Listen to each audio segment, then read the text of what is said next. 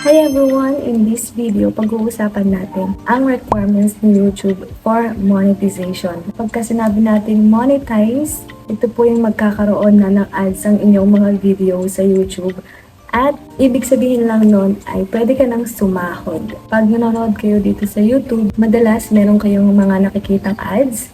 Ibig sabihin nun, kumikita na po yung channel na yon. Ano-ano nga ba yung mga requirements na yon para kumita ka dito? First, kailangan mong makuha ang 1,000 subscribers. Pagka nagsisimula ka pa lang, hindi siya madaling makuha unless friendly ka at pinopromote mo yung channel mo sa mga social media mo. Kung na-entertain mo sila, kung meron silang natutunan sa'yo, sigurado ako makukuha mo agad yung 1,000 subscribers. Yun po yung unang requirement ni YouTube. Pangalawa naman po, kailangan mong makuha ang 4,000 public watch hours. Hindi po ibig sabihin nun 4,000 views.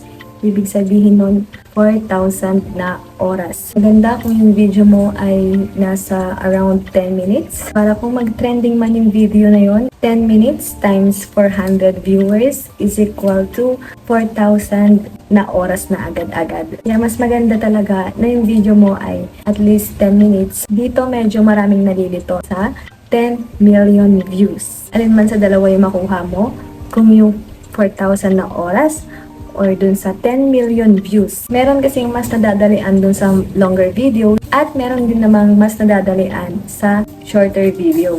Depende yan sa inyo kung ano yung gusto nyo makuha. Ulitin natin, yung una is yung 1,000 subscribers. Tapos yung pangalawa ay yung 4,000 na oras or 10 million views. Pangatlong requirements ng YouTube ay two-step verification. Ito yung ililink mo yung YouTube channel mo sa email mo o kaya naman sa iyong mobile number. So bakit kailangan ni YouTube yon? Kasi po marami na pong mga manloloko, marami pong hackers para safe din yung iyong account. Pang-apat is yung follow the community guidelines. Dapat dito wala kang mga active community strikes. Ito yung mga waste content. Kaya iwas-iwasan nyo po yung nangunguha ng mga videos sa mga iba. Ito yung mga nag-upload ka ng mga bawal na bawal sa YouTube. Hindi ka ma-monetize pag ganun yung mga content mo. Next is yung ating pass the channel review. Again, parang ito lang po yung follow the community guidelines. Kasi dito po mag-base si YouTube kung ano yung nilalaman ng content ng channel mo. Kaya mas maganda, again, wala po tayong reuse content. Basahin nyo na lang yan. Meron pong si YouTube na guidelines dyan. So, pag napasa nyo na yan, pwede na kayong kumita sa YouTube. Pwede nyo lang lagyan ng ads yung mga videos ninyo.